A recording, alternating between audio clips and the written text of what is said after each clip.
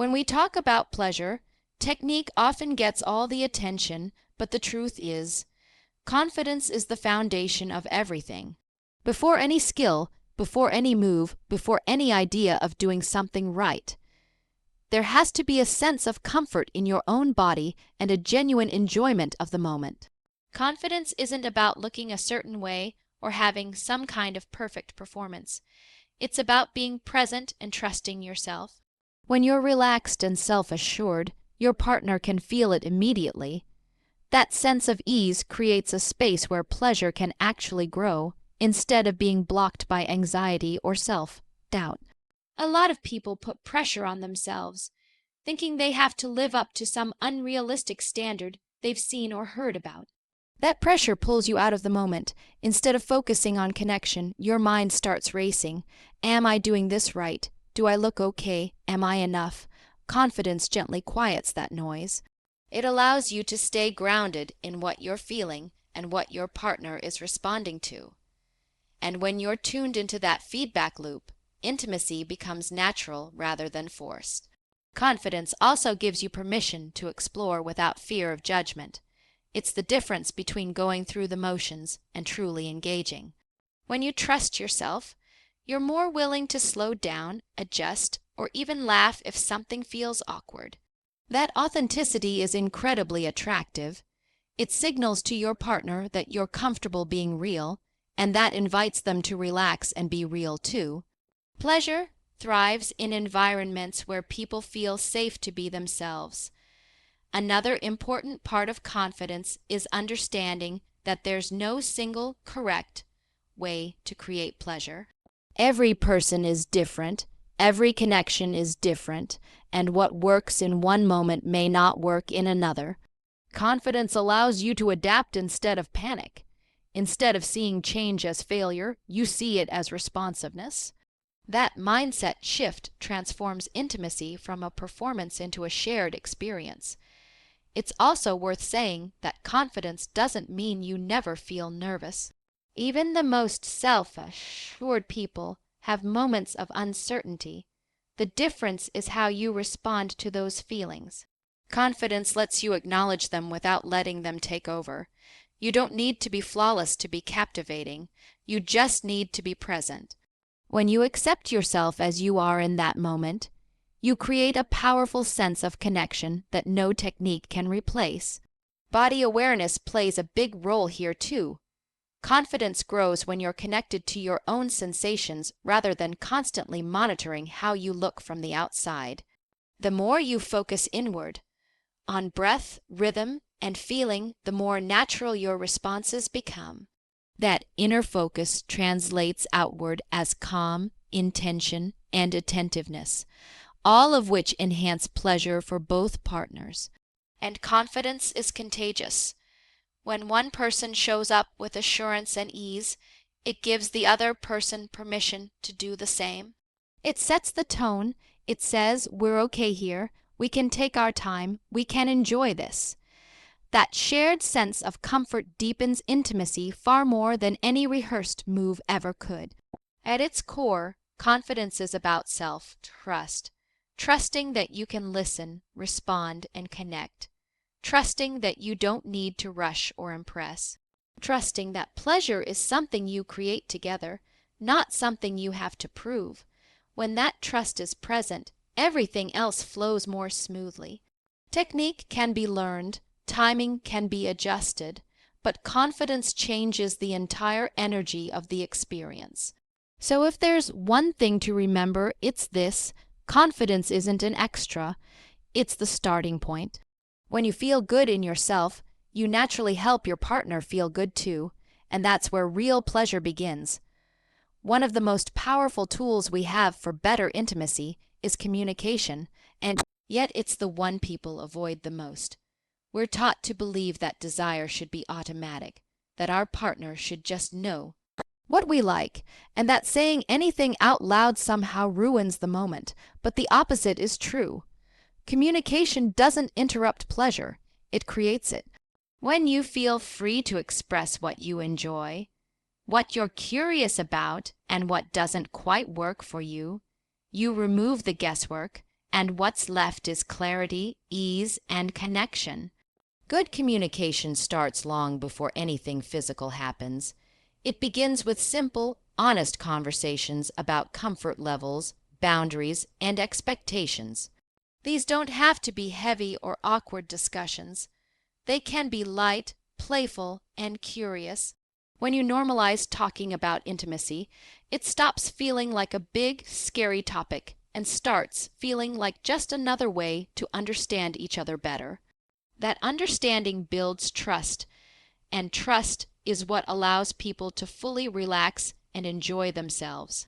During intimate moments, communication doesn't always mean full sentences or long explanations. Sometimes it's as simple as a sound, a breath, a shift in body language, or a gentle cue. Paying attention to those signals is just as important as speaking.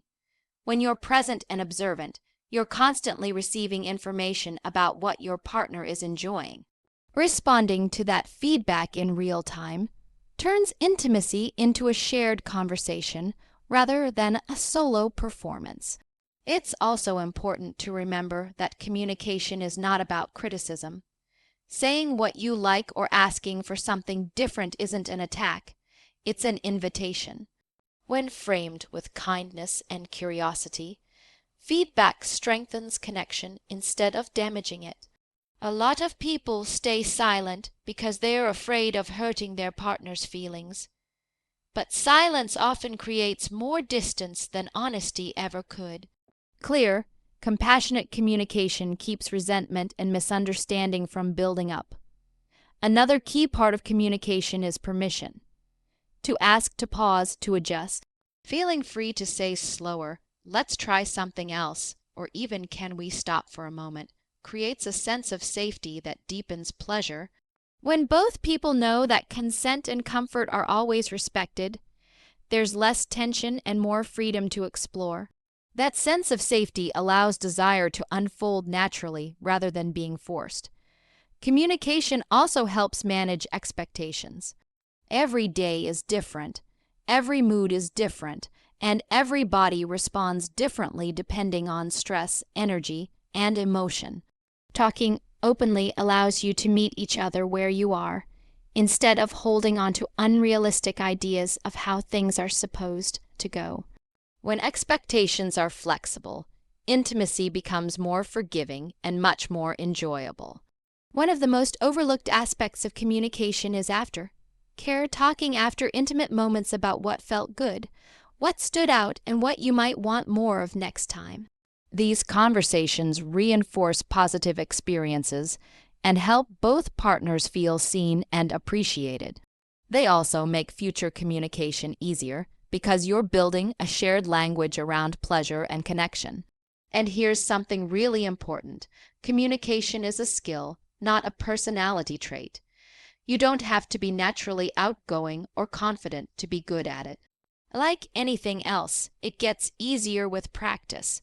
The more you speak up, listen actively, and respond with empathy, the more natural it feels.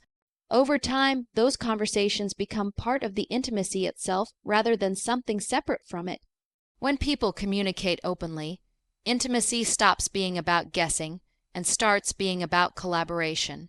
You're no longer trying to impress or perform. You're creating something together.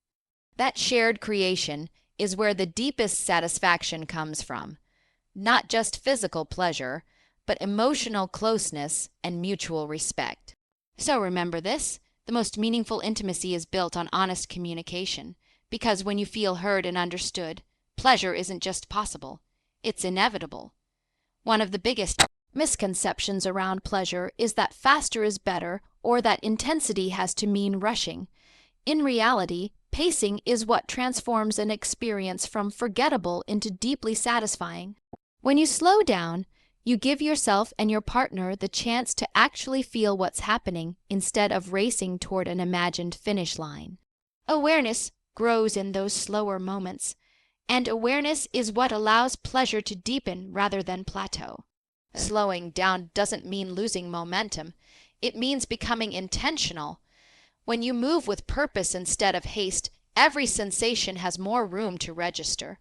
Your body responds more clearly, and your partner's responses become easier to notice. This creates a natural rhythm, one that feels connected rather than mechanical. Pacing allows you to adjust in real time, responding to subtle cues instead of relying on assumptions. Awareness is closely tied to presence.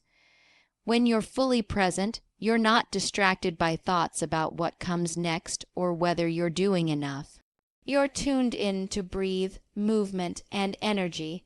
That presence sends a powerful message to your partner. I'm here with you. Feeling seen and felt in that way builds trust and emotional intimacy, which only enhances physical pleasure. Another important aspect of pacing is understanding that anticipation can be just as pleasurable as action. Allowing moments to linger creates tension in the best possible way.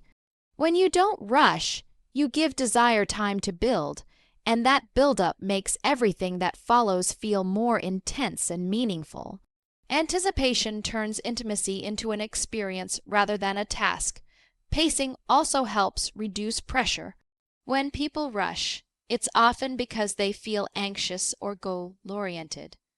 Slowing down removes that urgency and replaces it with curiosity. Instead of thinking, what should happen next, you start asking, what feels good right now? That shift changes the entire dynamic. Pleasure becomes about listening rather than leading, about responding rather than controlling. Awareness includes paying attention to changes.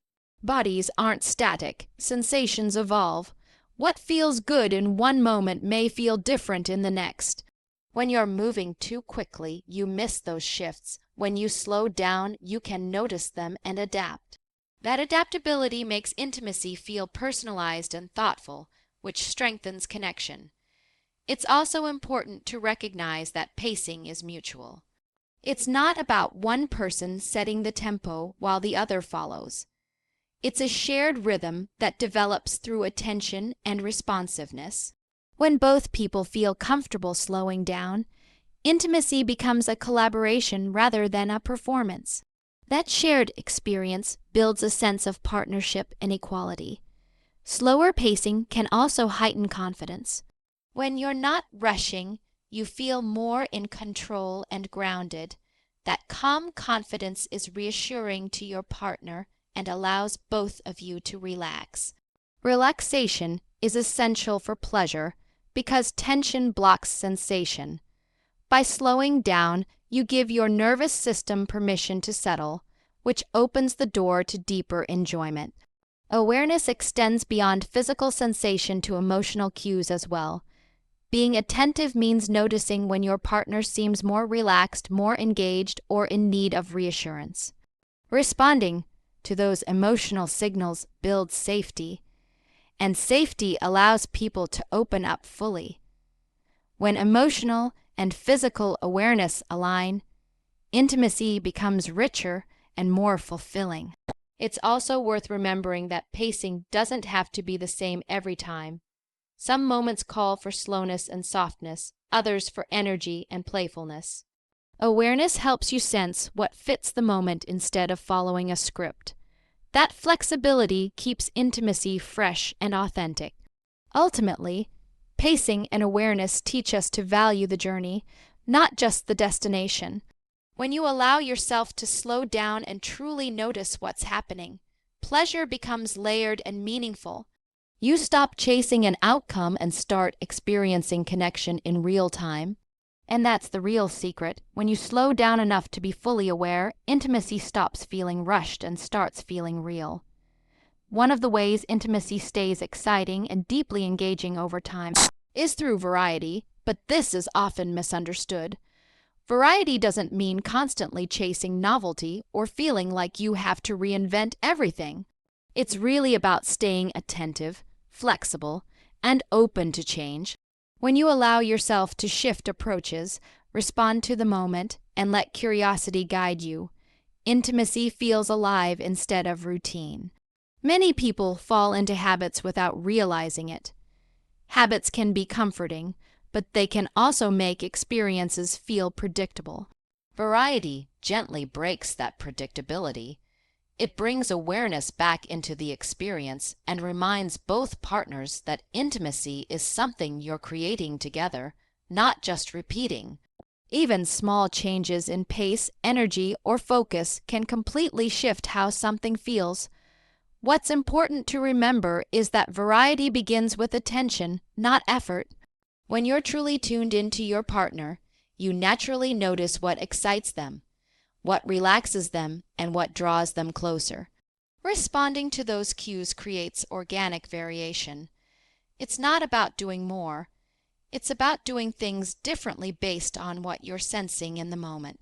Variety also keeps pressure low. When people think there's only one way to do something right, they become rigid and anxious. But when you allow for flexibility, there's room for playfulness. You can experiment, adjust, and even laugh together. That playfulness builds connection and makes intimacy feel lighter and more enjoyable. Another key part of variety is understanding that desire isn't static. What feels good one day might feel different the next, and that's completely normal.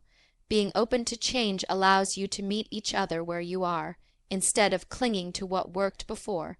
This adaptability communicates care and respect, which deepens emotional intimacy alongside physical pleasure. Variety also encourages creativity, and creativity strengthens confidence. When you give yourself permission to explore without judgment, you trust your instincts more.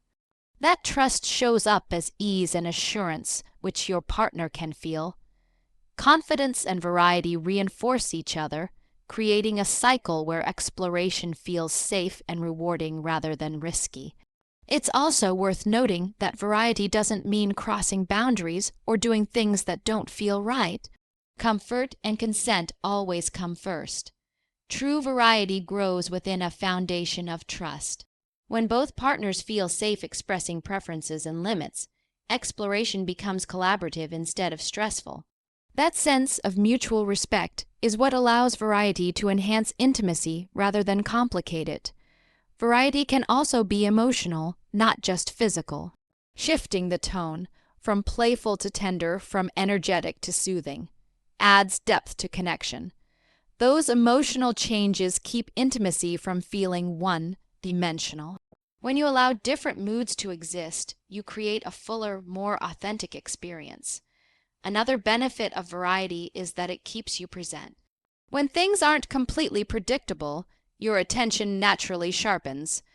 You listen more closely, you observe more carefully, and you respond more intentionally. That presence strengthens the bond between partners and makes each moment feel more meaningful.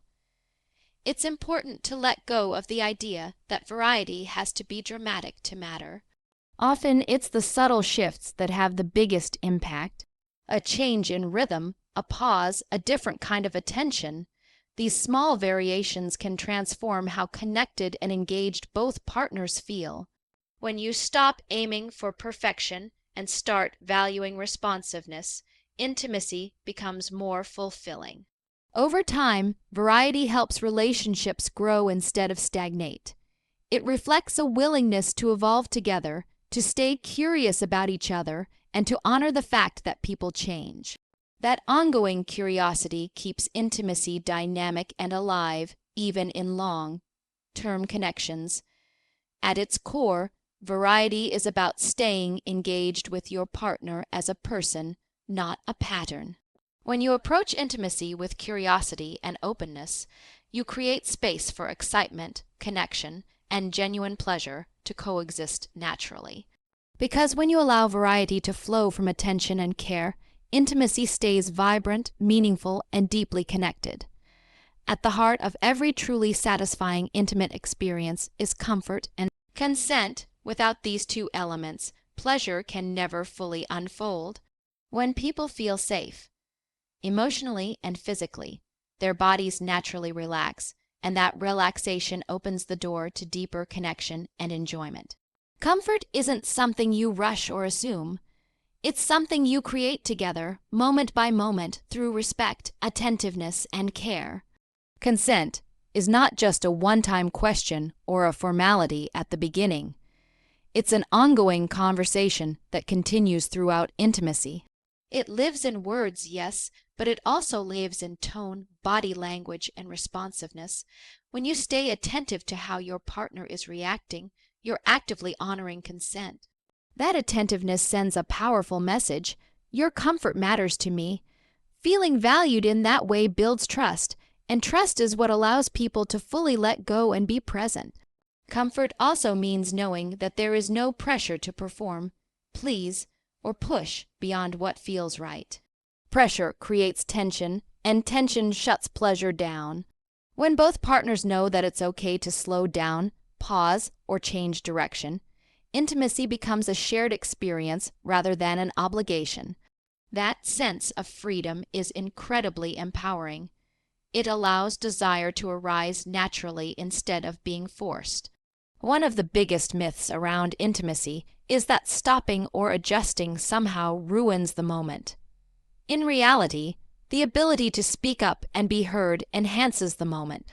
When someone knows they can express discomfort or uncertainty without fear of judgment, they feel safer staying engaged.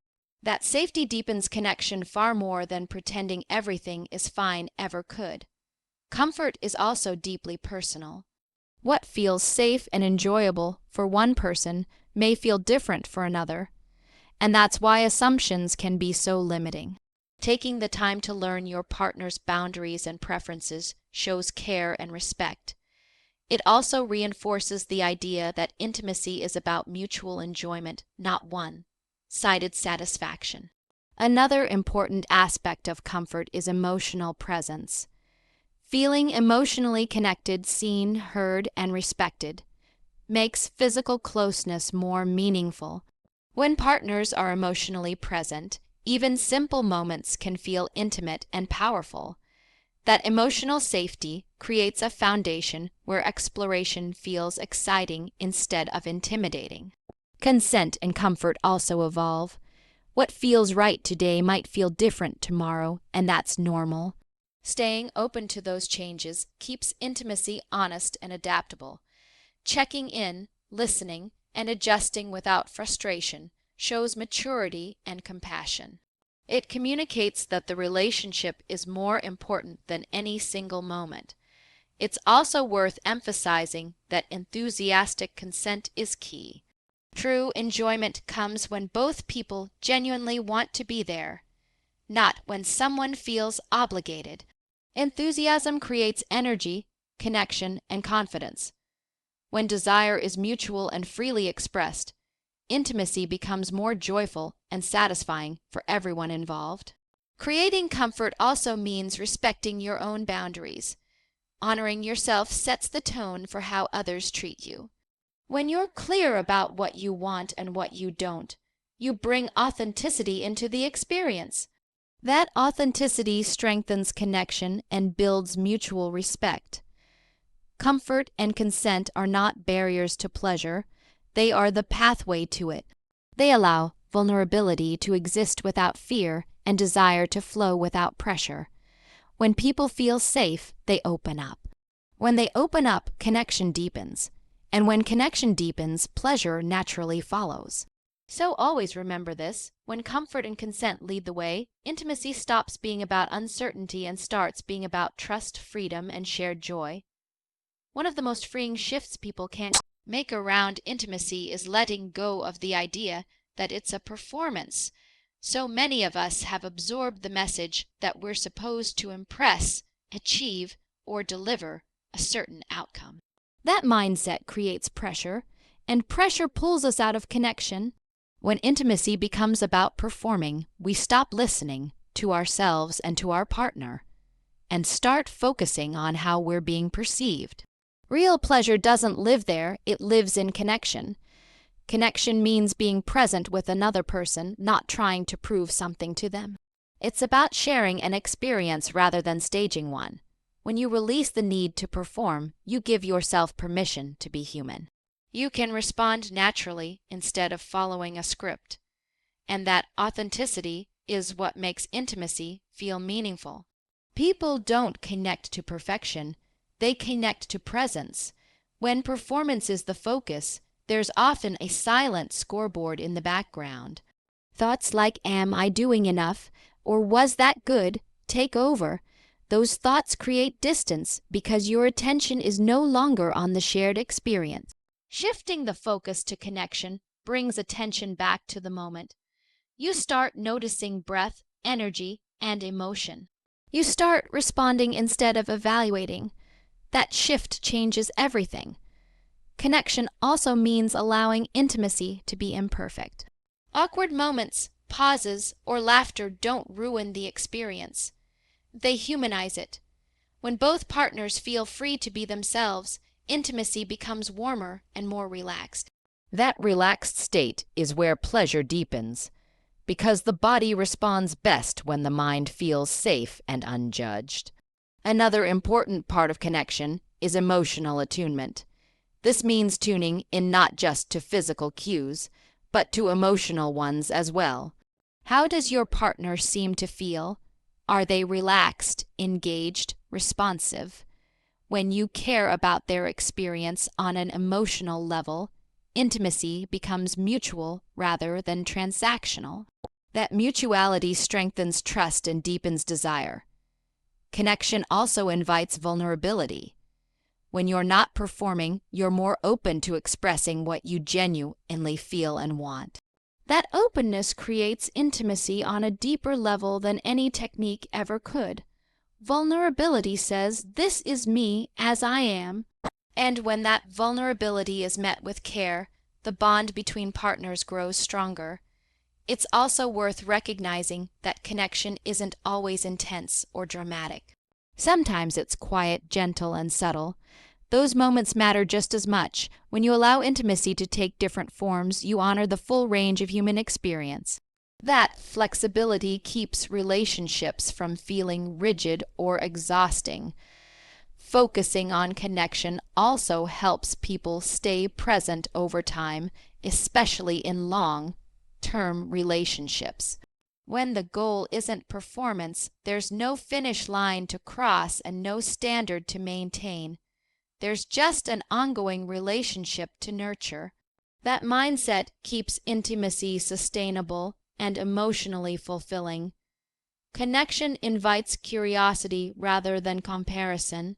Instead of measuring yourself against unrealistic expectations, you become curious about your partner and yourself.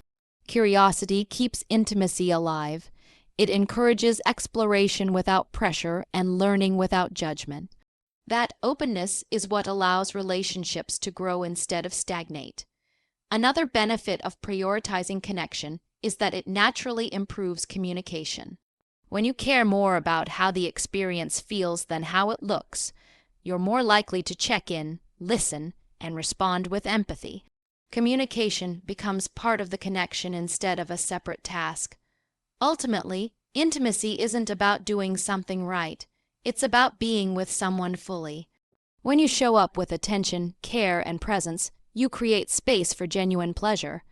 That kind of pleasure isn't fleeting. It's grounding, affirming, and deeply satisfying. So let go of performance, lean into connection, and remember that the most powerful experiences happen when you're truly present with another person.